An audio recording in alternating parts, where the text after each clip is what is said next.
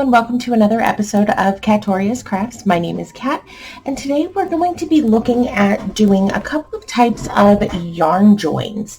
So I wanted to take a couple of minutes and just go through how to do two different yarn joins.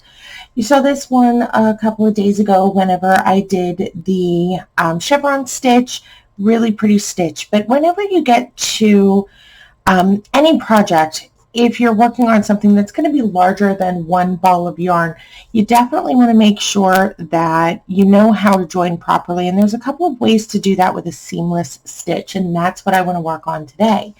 So I'm just going to go ahead and show you two joins. The first one is going to be the Russian join, and then I have a really simple seamless knot that you can use so that you don't have to worry about tying in ends or weaving at the end of your yarn ball. Both of these work really, really well if you are going to be using the same color. So a large project that is going to continue and you don't have like color changes like this where you may or may not have to weave in some ends depending on how you handle those during the project. The first one that I want to show you, and I'm going to show you in an offset color so that way you can see how this works, is the Russian join, and it's really, really simple.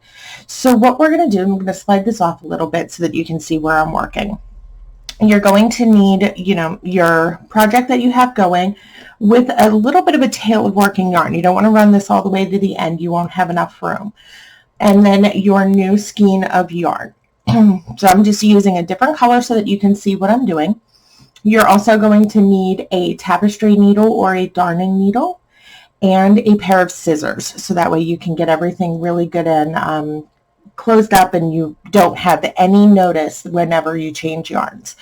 So what we're going to do is start with your working yarn and your new ball, and we're going to lay these parallel to each other. So that way they're just laying down. It's easiest to do this if you're sitting on a table or sitting at a table or at a desk or what have you.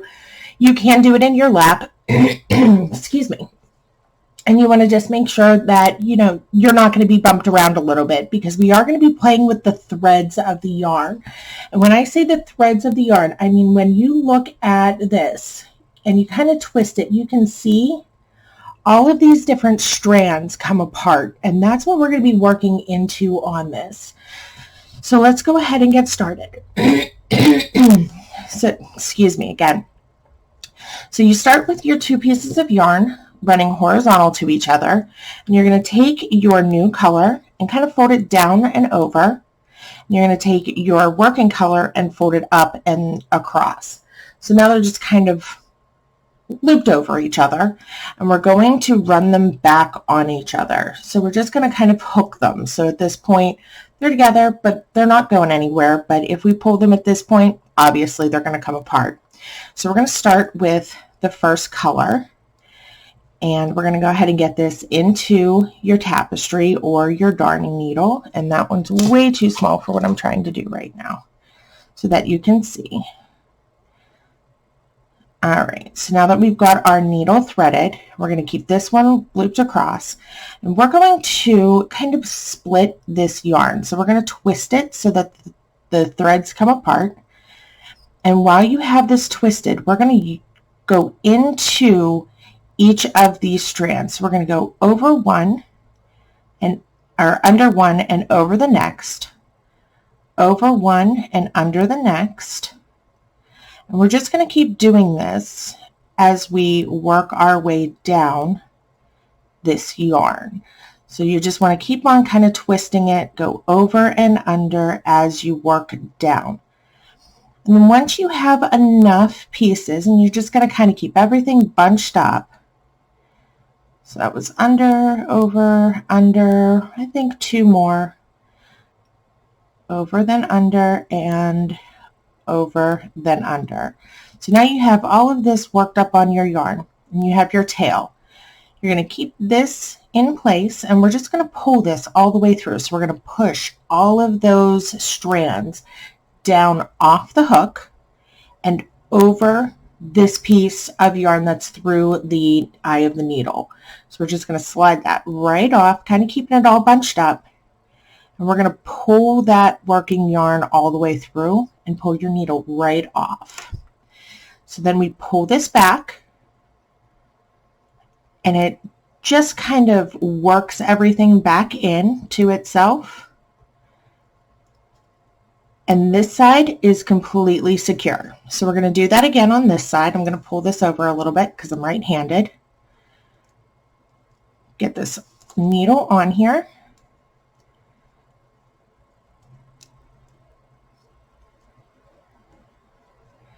All right. So we're going to start with the little tail. Pull this down a little bit so we don't have quite as much. And we're going to do the same thing. We're just going to kind of twist it until we find those strands. And on the gray, it's a little bit harder, but you will see them. You just want to keep pulling until you can see each strand. And you're just going to grab one and go under it, and then over the next, under the next one, and over, and then under, and over, and under, and over, and you just keep working your way down the yarn. Once you have enough on, you're going to go ahead and just pull everything off again. Pull your needle right off and set it down. And then you're going to pull this one and cinch it up a little bit. And as you pull it, it tightens everything together. So now these two strands of yarn are not going anywhere. I'm really tugging on that, and those aren't going anywhere at all. So then you just go ahead and cut off these tail ends. So you snip off here. And right at the end of where this one is, you're going to go ahead and snip off there. Kind of give them a real good tug. They're not going anywhere, and that is a seamless join. If this was the same color, you would not see this at all. So then we're just going to go ahead and finish crocheting. So we're just going to do a quick single and turn. And we're just going to work back into this project. So skip, and then single crochet.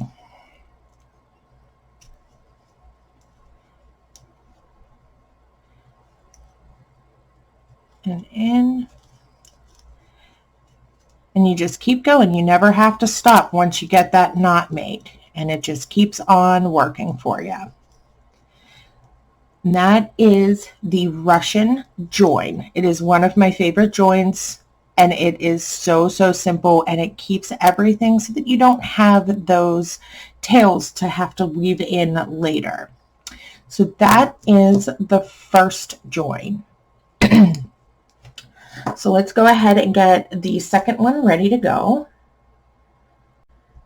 All right, so let's go ahead and grab this one, and again, I'm just going to use the same red so that way you can see what it is that we're doing.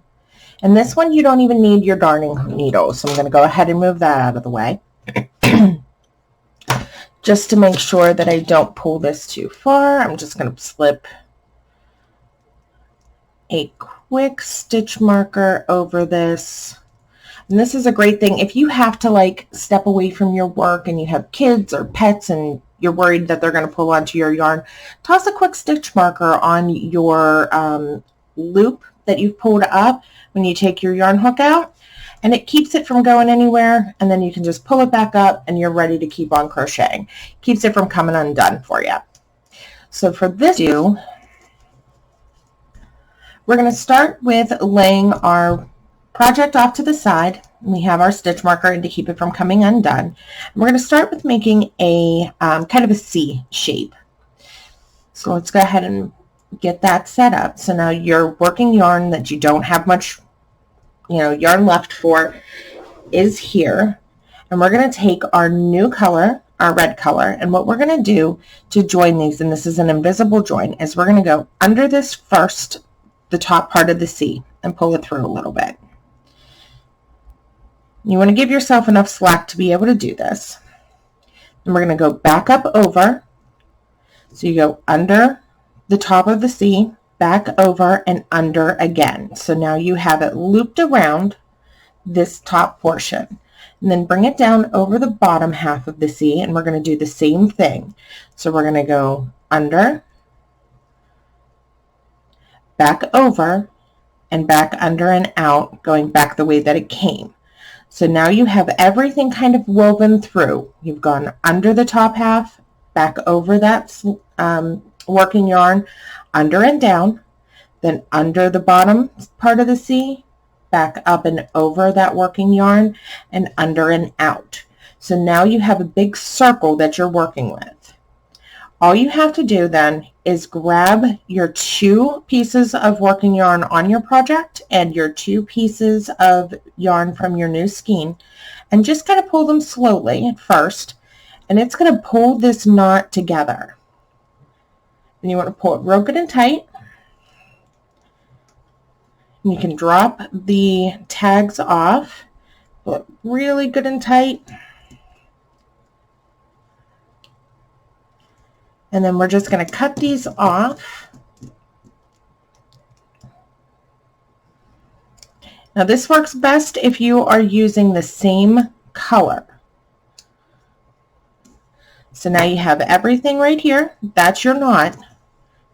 Pull out your stitch marker. So we're just going to go ahead and work on this project a little bit. Pull this back in.